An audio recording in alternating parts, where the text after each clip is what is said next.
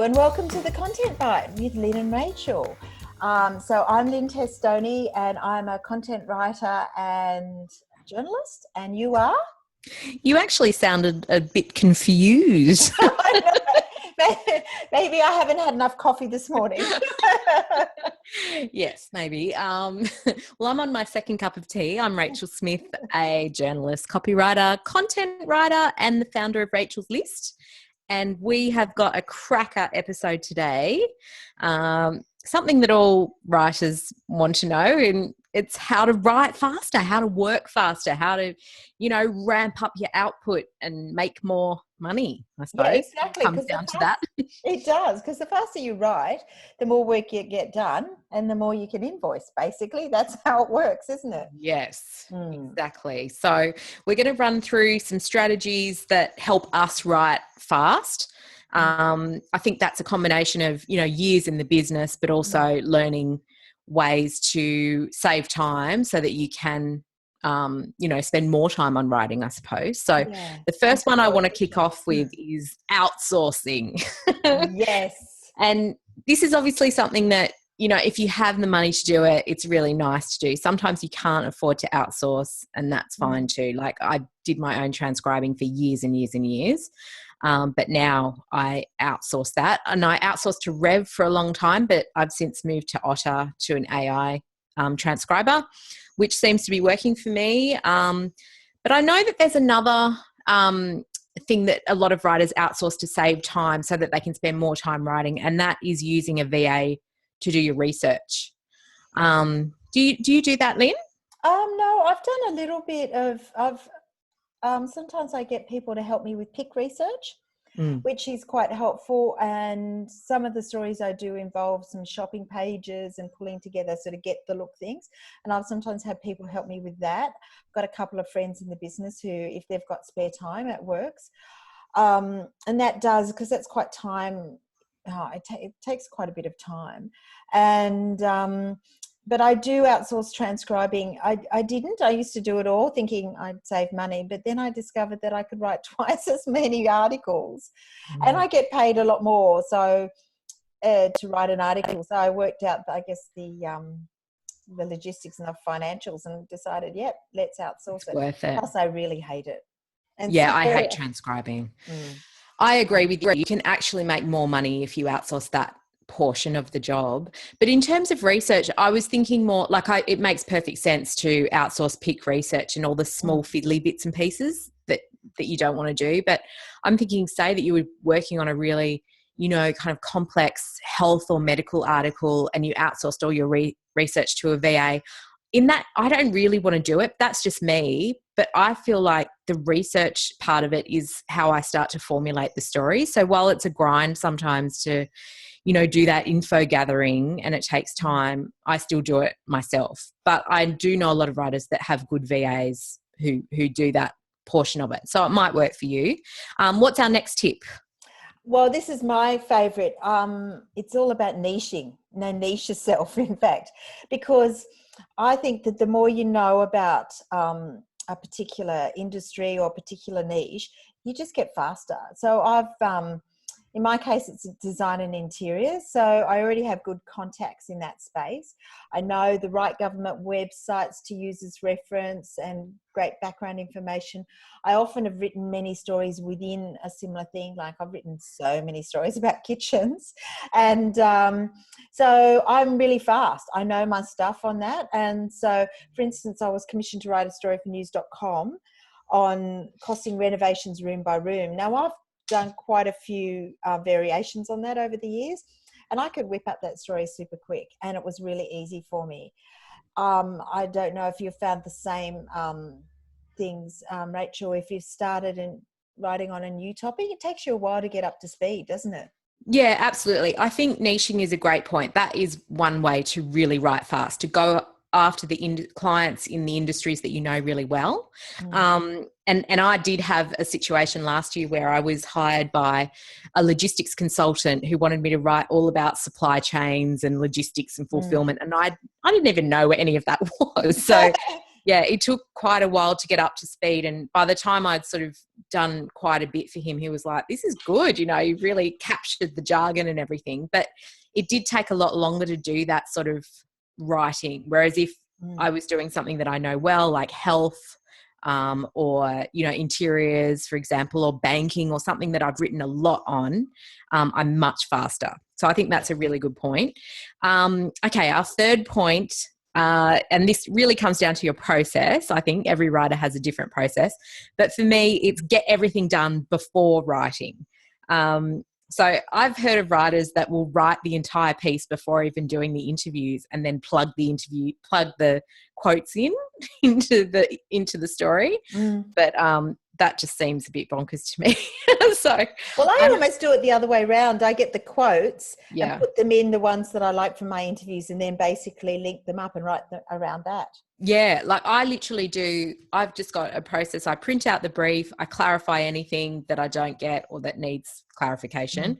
I do all my information gathering and print out relevant research, and I circle or highlight stats or things that I need to refer to in the story.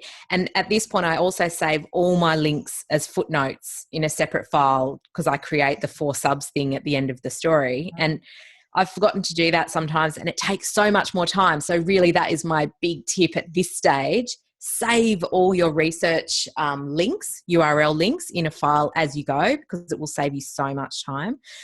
Do all the interviews, transcribe the interviews straight away, or put them through Otter. And then you can have everything laid out in front of you to create your structure. I don't do mind mapping, but I've listened to some great podcast episodes, including one with Ed Gandia, which talks about mind mapping bigger stories. And so that could be something that you have in your process. It's not really mine. I kind of do the structure thing and create the skeleton.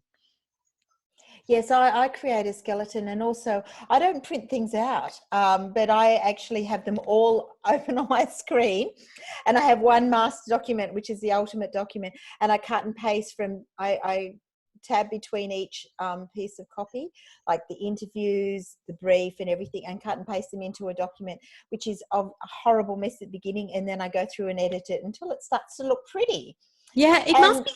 I don't know what it is about printing out. My husband is always growling at me for using the printer. He actually didn't want to have a printer when our last one died, and I said, no, I need a printer. There's something about seeing stuff on a hard copy. Sorry, trees. I'm sorry. I do use recycled paper, everybody. But there's something about seeing the hard copies and being able to highlight it that does something in my head. Same thing with handwriting notes on the hard copies. I pull the story together so much more easily that way. Yeah, I think it just whatever works for you, but I agree with the information for subs. I get a lot of emails of there might be facts, there might be prices and products, that sort of things, and I save the emails. I do a save as and put it into a Dropbox folder, which I have Dropbox on my computer, and then I just put them all in as I get them from whatever, and then at the end I use that as part of my fact checking process and writing captions. So that's having the information there as I see it, and just putting it all into a folder works really well. I think as well, when we were talking about this earlier, you said that something that really helps you write faster is being a great typist. And I think I type about 80 words a minute. How fast is your I don't know. I'm pretty fast. I learned to touch type early in my career when I was a cadet journalist, and I am really fast, and I touch type, and that's good if I am transcribing something, or sometimes I even take notes while I'm chatting to somebody on the phone. I type them into the document. Yeah, I think that's a quote or something.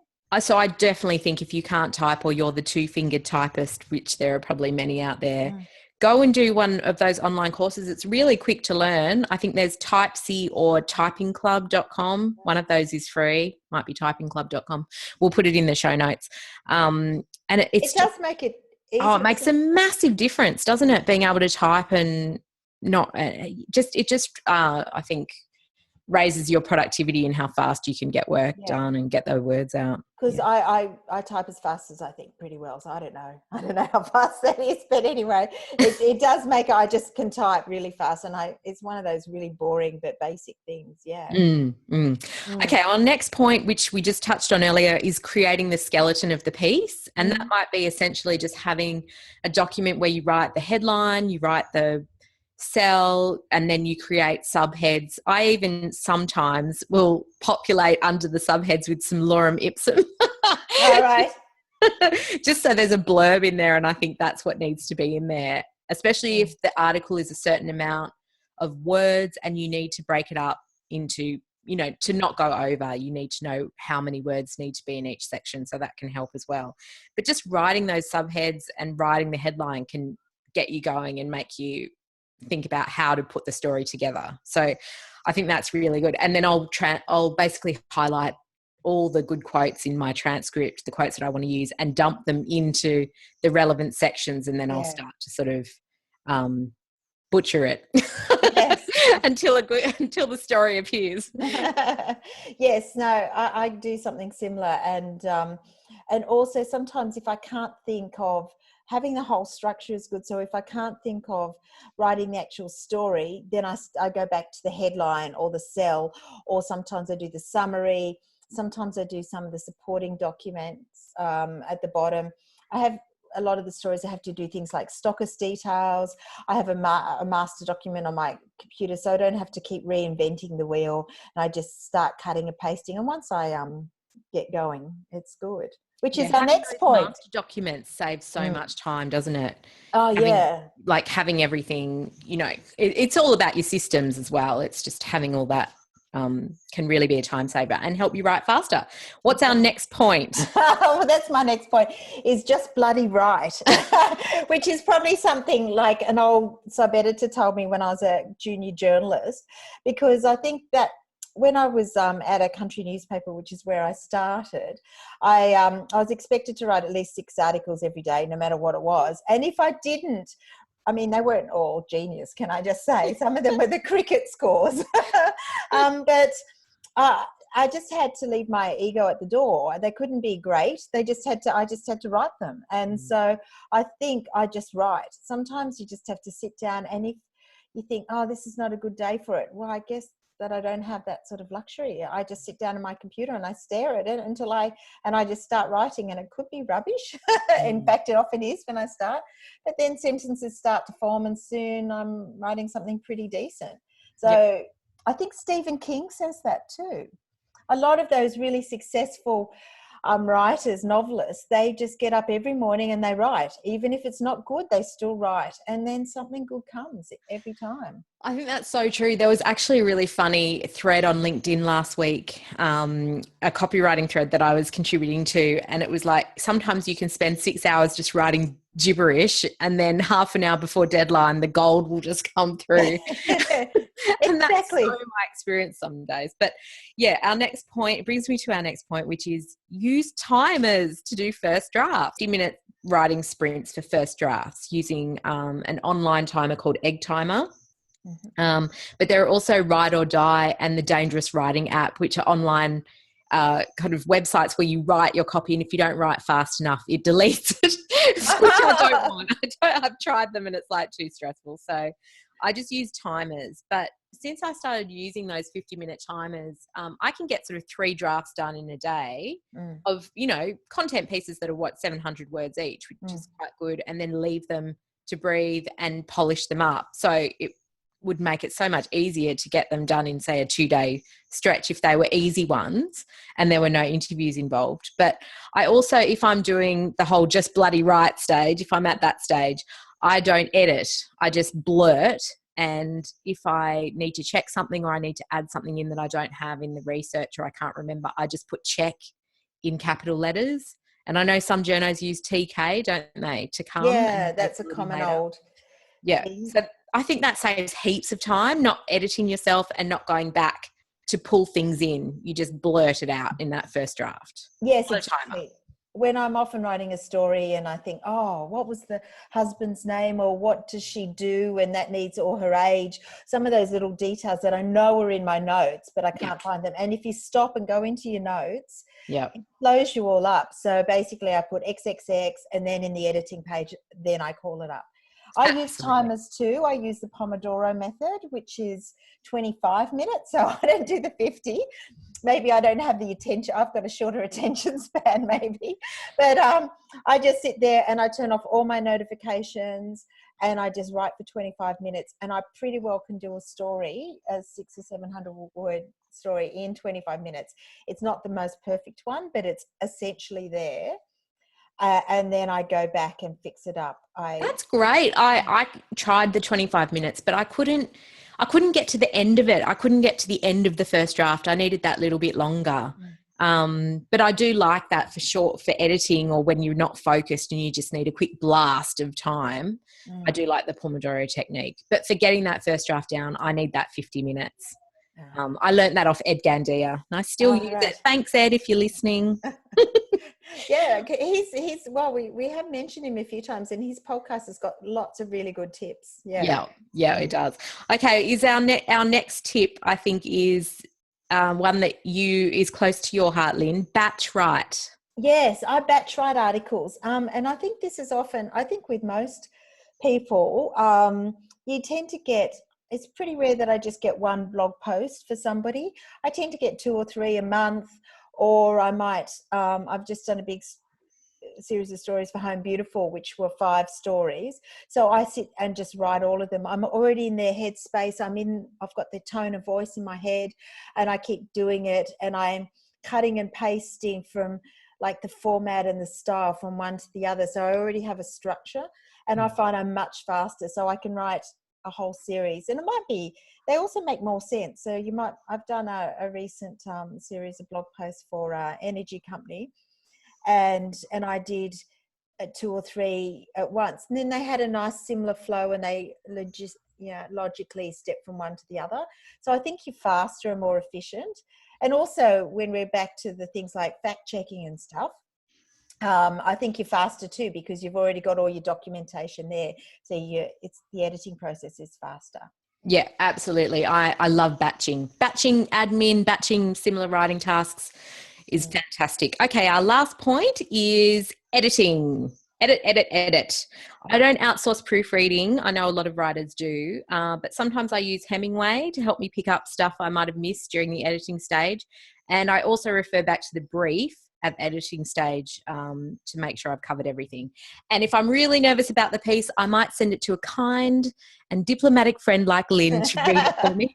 I don't send it to my really hardcore journo friends who'll go, this is crap, rewrite it. You never do crap. Maybe they think I am. I write crap and I should just be rewriting it. But anyway, just steer clear of the mean friends who want to rewrite your work. Send it to nice, diplomatic friends who be honest but kind. Yeah, exactly. and also let your work breathe. We've mentioned that before, so we're just going to quickly touch on it, but so important. Leave it for an hour, 2 hours, overnight if you can. It's so much easier to go back and polish it up and get it ready to file. Yep, fantastic. So I think that's it for today. I think we're a little bit over time as per usual, but I hope it's given you some ideas, and we'd love it if you left us a review on your favourite podcast platform. We would. And we have a small Facebook page, which I probably should do more about. But we're called on Facebook, there's The Content Bite, and we also have an email, thecontentbite@gmail.com. If you have any suggestions for episodes or things you'd like us to cover or people you'd like us to interview, we've just started doing guest interviews. You probably heard our podcast episode with SEO Queen Kate Toon a couple of episodes ago, and that was just brilliant. So definitely hunt that down if you want the ins and outs of SEO. And we're putting a few new clients together, a few new guests together, aren't we? Yes, we have. The We've got podcast. some exciting people coming up. That's right. So, Thank you. And we'll see you next week. Thanks. Bye. Bye.